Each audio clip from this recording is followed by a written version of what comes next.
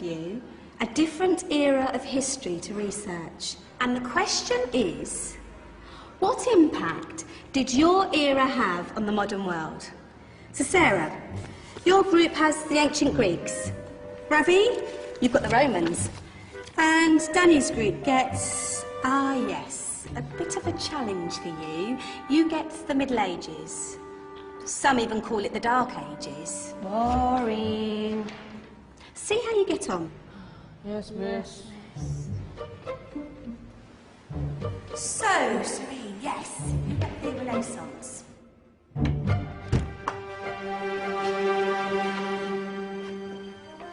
Is that the librarian? I guess so. How are the Dark Ages going to have anything to do with us? Excuse me. Sorry to bother you. What do you want? We need to find out what impact the Dark Ages had on the modern world.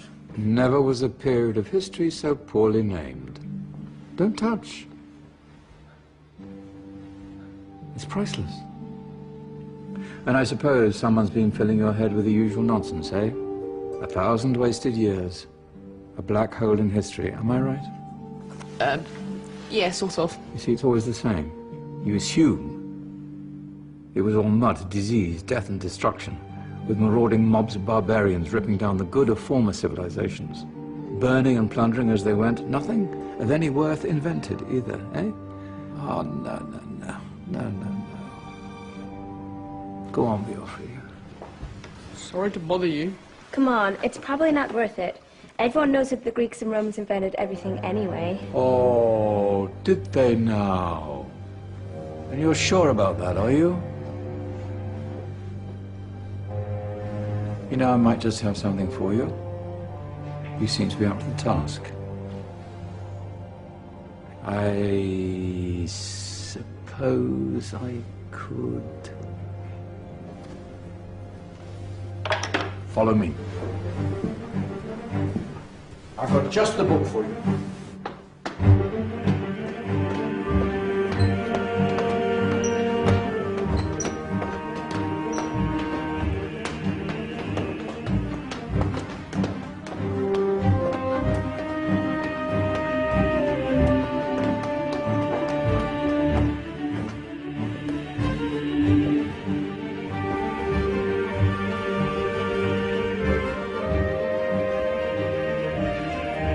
Where are we going? I don't know. Ask him. Excuse me, where are we going? From darkness into light, my young friend. From ocean onto land, there are things you should know. Oh, yes, indeed. Yes, indeed.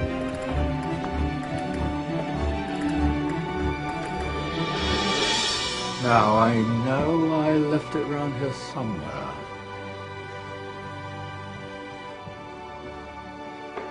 Ah, here it is. Now,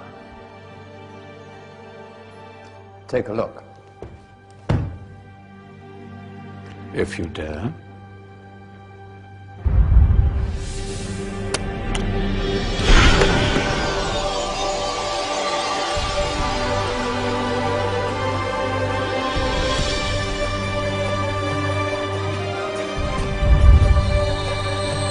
What's going on? Welcome to the Dark Ages, or as it should be known, the Golden Ages. Who are you? I am Al-Jazari, engineer and ingenious inventor. I thought you said this was the Dark Ages. It doesn't look very... dark. That's because it's all a matter of perspective, my soon-to-be illuminated friend. Of course, there are parts of the world that weren't dark at all, but in a civilization that stretched from Spain to China, the golden rays of discovery and invention shone over everything. What civilization? The Muslim civilization, my young friend. Through scholars and scientists of various faiths, some of the most important discoveries known to man were made at this time. Discoveries that drew on knowledge of the ancients, but have more connections with your modern world than you could possibly ever imagine. Like what? Well, all sorts of things. I've got to get a picture of this. I knew it was a good idea. Who are you? Allow me to introduce Ibn al-Haytham, a great scientist whose ideas led to the invention of the camera. You invented the camera? I laid the foundations for modern cameras by explaining how our eyes work. I found a way of projecting an image onto another surface through a small hole in a dark room, later called camera obscura. Think of all the things that evolved from this discovery. Cameras, cinema, all share the same principle. Cool. Look out below! Who's that? That's my good friend, Abbas ibn Farnas, who gazed up to the heavens, passionate in his belief that man could fly. Whoa. Indeed, he dared to dream about flying 1,000 years before the Wright brothers. Do you know you all take your jet-setting holidays for granted, so it only seems fair to remember Abbas ibn Farnas. stand by. I'm ready for takeoff.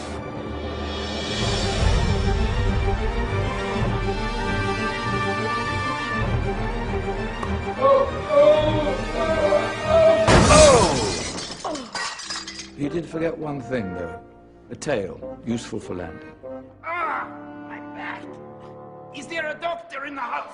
Did someone call? Ah, my old friend, why don't you introduce yourself to my young guests? I am Abul Qasim al-Zahrawi. Many call me the father of surgery. Did you actually do surgery back then? Of course we did. In fact, many of the surgical tools that I invented are still used in your modern hospitals. Excuse me, a patient needs my attention. Scalpel? I think I may need some stitches. In that case, I'll use catgut. Catgut? From the gut of animals. Perfect for stitching up internal wounds. Your surgeons are still using it today. Sorry, mustache.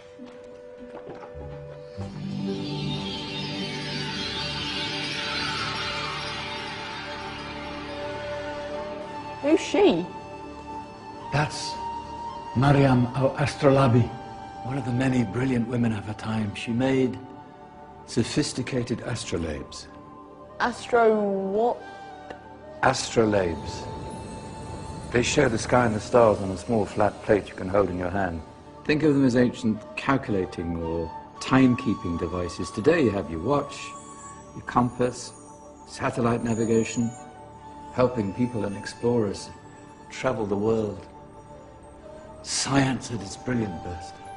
And all these things were developed during the Golden Ages. No, that's just the tip of the iceberg. There were thousands of other inventions covering all areas of life, and in the years that followed, their influence spread across the whole of medieval Europe. So you see, it wasn't so dark after all. What about you? Me? What did you invent? Well, I don't want to be big-headed, but I made some groundbreaking advances in engineering. I suppose my most significant discovery converted rotary motion into linear motion using a crank and connecting rod. It's essential in pumps and engines.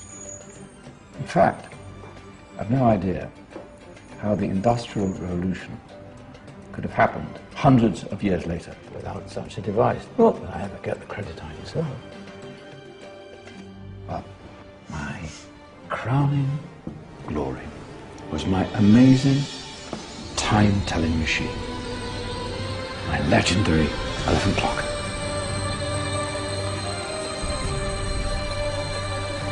It's a clock. Yes. Dozens of components collected from different cultures around the world. Indian, Greek, Arabian, Egyptian, Chinese. Wow. A United Nations clock. That is pretty cool. Does it actually tell the time? Well, yes, of course. If it wasn't for me, thousands of people would be late for everything. Speaking of time, we better get you back. And remember, spread the word. This is a golden age, and I've only shown you a tiny part of this wondrous time. There are countless other scientists and inventions directly connected to your modern world. You're just going to have to find out for yourselves. No, wait!